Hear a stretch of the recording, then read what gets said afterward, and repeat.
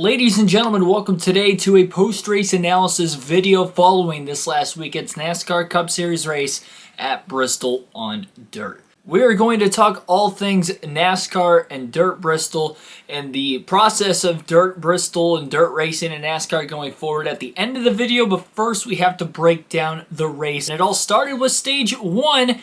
And it happened in the first caution. 15 laps roughly into the race, we had some overheating issues with some mud getting caked onto a couple of the SHR cars in particular, like I believe it was Cole Custer and Eric Almirola. Both ended up losing a lap. I think Custer actually lost 2 laps, unfortunately, and he was never really able to get back into the race at all. Almirola was eventually able to get back on the top 10 and had a decent day, but not a great day by any stretch of the imagination. That definitely put those two behind early, especially for Custer, who was running very well and actually started on the pole in this race, lost the lead off the start, put him back in traffic. It's not new. Something they stated on the PRN commentary board was, oh, we have never seen this before. We might not have seen it in the Cup Series, but we saw it last year at Dirt Bristol in the Truck Series race, specifically the heat races of the Truck Series following a rain delay. There was a bit of rain that went through before the start of the race on Sunday, which probably helped get into this. And NASCAR is probably trying to run the race at its normal time, mainly because there was more rain, as we saw later in the night, on the way. I don't know what NASCAR can do going forward to try to stop this if they're going to keep dirt racing, especially in the Cup Series side of things, because you hate to see cautions this early in the race interrupting the race for something that maybe isn't as natural or could definitely at least be prevented. They had vents on the front of the race car, but even though the vents might have been optional in covering the race car, and I get the teams don't have to do it, it's still so much weight being thrown onto the front of the car for anybody who is in traffic picking up this mud. So it's not just like it's an air problem. Yes, obviously it can be an air problem. It could end your day if you blow an engine, but if you have severe, maybe, I don't even think it's extra downforce, it's just so much weight on the front of the car. It's going to slow it down in traffic, so they obviously needed to throw the caution, so I give them props for not just letting it run and a bunch of people blowing their engine, but it stinks that it had to come to that point for that to happen before they were able to get on top of it, throw the caution. At the end of the day, it wasn't a major issue in the race because it was something very, very early, and I was actually kind of nervous later in the race when they had a couple more rain delays that this was going to end up happening again. Luckily, it didn't. So they were definitely able to correct their mistake from earlier on in the race. Hopefully, if we have dirt racing going forward in NASCAR, that this does not happen again, because it's happened 2 years in a row now. This is definitely something that should have been prevented the first time. This is something that definitely should not have happened a second time, and going forward from there. Kyle Larson kind of took control from that point on in stage 1 after taking the lead very, very early in the race and ended up leading pretty much all the laps in stage number 1. If not all, he led most of them. He definitely went on to win the stage, getting a playoff point there. Ross Chastain ended up second. Third place in the stage is Christopher Bell. Austin Dillon fourth. Kyle Busch rounded out the top 5. Alex Bowman in 6th. 7th place was Joey Logano. 8th place was Tyler Reddick. Ryan Blaney 9th after starting 25th. He was on the move early in the race as well. And Ricky Stenhouse Jr. Very tough to pass this weekend at Dirt Bristol. You would see the lane start off on the bottom, especially with the rain coming pre-race for the Cup Series. So the lane was right around the bottom. It was slowly starting to move up. By the end of stage 1, it was the middle to maybe 2/3 of the way up the track. It wasn't all the way up on the wall yet. We would end up eventually getting there in stage 2, as it ended up being more of the Dirt Series regulars that were able to work it in. One thing we probably didn't see last year, Dirt Series regulars taking control early.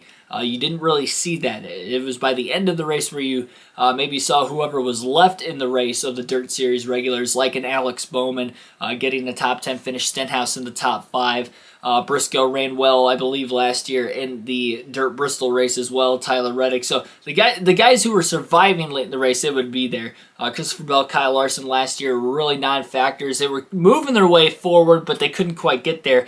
This year they had the track position because they got to run the heat races beforehand, so that definitely helped them, and you pretty much saw them up towards the front, controlling the race for the most part, most of the first 2 stages. And of course, the Dirt Series regular Chase Briscoe goes on to win stage 2. So Briscoe wins stage 2. Christopher Bell ended up second in that stage. Daniel Suarez in 3rd. Chase Elliott in 4th. Kyle Busch again rounded out the top 5. 6th was Kyle Larson. Joey Logano 7th. Michael McDowell 8th. Ryan Blaney 9th. And Tyler Reddick rounded out the top 10. Now we get to the end of the race, the final restart into the final couple laps. Tyler Reddick was able to take the lead away on the restart from Kyle Busch and able to pull away before Chase Briscoe would eventually make the pass for second and run down Tyler Reddick in the closing laps. It took him almost the entirety of the time to get to Tyler Reddick as he finally got to the back bumper off of turn 2 with a great corner exit to turn 2 as it seemed like the 8 of Reddick maybe was a little tight. Briscoe was really able to let the rear of that car sling out wide to carry the momentum off 2 and tried a slide job maneuver into 3 and 4 when he washed up the track into the side of the 8 of Reddick. It looked like he just kind of lost it under control of his own, and Kyle Busch, who was in third place, would come across to barely get around Tyler Reddick just in time for the checker flag. Now let's take a look at the finishing results, or at least the top finishers from Sunday night's race at Dirt Bristol. Of course, Kyle Busch got the win, as I just mentioned. One lap led in the race, and it was only the final maybe 50 feet, if that, at the start-finish line, but nevertheless, first win of the year for Kyle Busch, and he put himself in the right position there at the end of the race. People are going to call this nowadays backing into wins. Kyle Busch still deserved it. You cross the start-finish line first. Before anybody else, when the checker flag flies, you deserve the win. Tyler Reddick is going to end up finishing in second. He led 99 laps. It was the most laps led of the day. It was the second time he's led the most laps in a Cup race this season. 3 if you count the Busch Clash. Still looking for that first career win. I'm sure he will break through soon. Joey Logano ends up finishing in third. He didn't lead any laps, but solidly in the top 10 all night. Kyle Larson ends up finishing fourth. He led a lot of laps early in the race, won stage 1. A lot of stage points, actually breaking into the top 10 in points for the first time in a few weeks. So good for him. And Ryan Blaney rounded out the top 5. Surprised me this weekend with speed because the 2 days before that, Friday and Saturday, he was not looking good. Alex Bowman finished in 6th. Christopher Bell ended up finishing 7th. He ran top 10 all day. Chase Elliott finished 8th. He was at the back there at the beginning of the final stage after pitting. Took him a while to get into the top 10, but he was able to do so. 9th was Michael McDowell. Great performance. Just kind of slowly worked his way through the field throughout the course of the day. And Ty Dillon did end up rounding out the top 10. Great run by Dillon. Probably his best performance from start to finish in a race in his NASCAR career. He's had good runs like at Talladega before. At the Roval a couple years ago, he won a stage 2. But from start and then to carry that over to the finish, this may be Ty Dillon's best race. First top 10 of the season. Congrats to Ty Dillon. And now for the prediction side of things. How did my predictions going into this weekend work out? I gave you guys a couple of drivers who I didn't think were going to run well, or at least finish well. Top 10 specifically. Sleeper picks to not only get a top 10, but maybe under the right circumstances contend for the win. And then the drivers I told you guys that you absolutely should have in your lineup. 2 for 2 with the must-haves this week. Kyle Larson, Christopher Bell. They were kind of obvious, but hey, they were obvious for a reason. I have to tell you guys, you have to absolutely start them. Christopher Bell was actually my pick to win the race. He led some laps early on in the race. Not as many as Kyle Larson, of course, but both ended up with top 10s. As far as the sleeper picks go, I told you guys Tyler Reddick and Justin Haley were going to get top 10s. Reddick almost won the race, led the most laps, finished second. Great there. Justin Haley finished 14th. He was top 10 in the first half of the race. That final stage especially kind of fell back outside the top 10. Once the rain came, he couldn't really adapt to the track as quickly after that. So my guess is he was probably running the top to middle lane really well when that dissipated and went away there for a little bit. He was having a struggling time on the bottom, lost some track position, did not get a top 10. As far as the don't-haves, I said Ryan Blaney was going to not finish in the top 10. Of course, he's my favorite driver. I was very critical of him with how he went outside, or I should say he was 15th, 17th in both practices, and had to start 25th after a poor run and spinning out, in fact, in his heat race on Saturday evening. And he ended up with a top 5 finish, so he proved me wrong there. And the other driver I told you guys not to have in your fantasy lineups was Denny Hamlin. He was not running well and then had an engine issue on top of it. So unfortunately, he ends up 35th right there. So overall this week, 4 and 6. 4 and 2 this week. Pretty good. I'm trending in the right direction. Honestly, 3 of the last 4 races I've done really good with the predictions, and I'll see if I can keep that going forward at Talladega next week. But now we got to see how the fantasy team did. I have not looked at this myself up until now, so we'll see how I did first. So here is the look at how my fantasy team did this weekend. Of course, pretty good. You see, 1 through 5 would have been on there if I had Logano in my garage. I could not actually get Logano into the starting lineup because I was at Bristol this weekend, but if I'm being honest with you guys, I don't know if I could have actually or would have actually pulled the trigger and put him in for Chase Briscoe. Briscoe obviously won stage 2, was looking really good there. If I were to take anybody out, I might have taken Bell or Larson out because they had also pitted with Briscoe, and Larson was kind of falling off a little bit. It would have been risky, though, at the same time to put him in for Larson, knowing Larson on dirt as well as Christopher Bell. So I'm not sure if I would have actually ended up putting Logano in there. I think at that point in time in the race, he probably was the 6th best driver of those 5 of the 6 that I had on my team there. But it had Kyle Busch. He obviously went on to win. Great day there. He scored more points than any other driver. Kyle Larson scored a lot of stage points, won a stage, in fact, finished in 4th. Christopher Bell finished 7th. Joey Logano would have ended up 3rd if he was in my lineup, so unfortunately missed out on some points there. Tyler Reddick ended up with a 2nd place run, and then Chase Briscoe, even though he finished 22nd, he was still able to win a stage, scored a bunch of stage points in the race as well. So pretty solid. Ended up 2nd this week as you look in the top right-hand corner of the screen. Penske Fan 12 ends up with the win, 232 points. I was tied for 2nd with P. Shat Motorsports at 231, just 1 point behind. Almost got my first win of the season. Still looking for it, but very, very close. Definitely the closest I have been by far this season. Tim Irvin ends up 4th with 225 points, and it looks like Sauce Mafia and Austin Dillon Fan with 218 points rounds out the top 5. My bonus points also ended up taking Bell over Larson because I predicted Bell to win the race. Missed out on points there. I did get the bonus points for picking Joey Logano over Martin Truex Jr., and Alex Bowman over Byron. I took Bowman because simply he has a lot of dirt racing experience. Byron has little to none. Joey Logano, Martin Truex Jr., they both don't really have a lot of dirt racing experience, but Logano seems to pick up on it quick. Obviously, he won last year's race and ran well, finished top 5 this year as well, so I definitely picked Logano. And I picked Briscoe over Suarez, even though Suarez had a top 5 last year in this race and Briscoe did not, simply because Chase Briscoe has more dirt racing experience. If it wasn't for that last lap spin, which was self-inflicted, it was his fault. He overdrove the corner and lost it into Reddick, and that didn't help either. But it was his fault ultimately, and Daniel Suarez beat him, so I missed out on points there. But overall, pretty good team this week, I do have to say. And here is the overall standings inside Uranus with 1,789 points in P number 1 still. He's been out in front for most of the season. Sauce Mafia and Austin Dillon Fan was 1,709, 80 points back in 2nd. P-Shat Motorsports just 12 points further behind him with 1,697. EC23 at 1,626 points, and Justin Haley Fan rounds out the top 5 with 1,595. Top 5 all within 200 points. Remember to join the Fantasy League on the NASCAR mobile app or website, and sign up with your email. It is free to join, and you have a chance to win 2 tickets to any NASCAR race of your choosing in 2023 if you win either the regular season or the playoff championship. Heck, if you win them both, you end up getting 4 tickets. I think I'll work that out to either 4 tickets to 1 race or 2 tickets to 2 separate races. I would be willing to do that. Obviously, you have to win either one. Well, in that case, you'd have to win both. But you guys get the point. Definitely want to join. You don't want to miss your chance to win. So lastly, we have to talk about the future of NASCAR racing, not only at Bristol Dirt, but on dirt in general. I think the NASCAR Cup Series should have 1 dirt race a year, but I'm going to put my foot down on the statement like I had going into the week with both the predictions video and even right now, that I still, after watching the race and after watching it in person this year, yes, I enjoyed the race. I enjoyed it for what it was. For anybody that thinks that the Cup Series is going to put on just... is expecting an exact same dirt show as what you'd see at a local dirt track or that the World of Outlaws would put on, or a high prestigious dirt racing series to put on, that is not going to be the case. It's going to be completely different in its own right because it isn't one of those series. And these cars in particular, they don't usually race on dirt. So I'm answering basically any question that I've seen in chats over the last couple days, especially on my race highlight videos.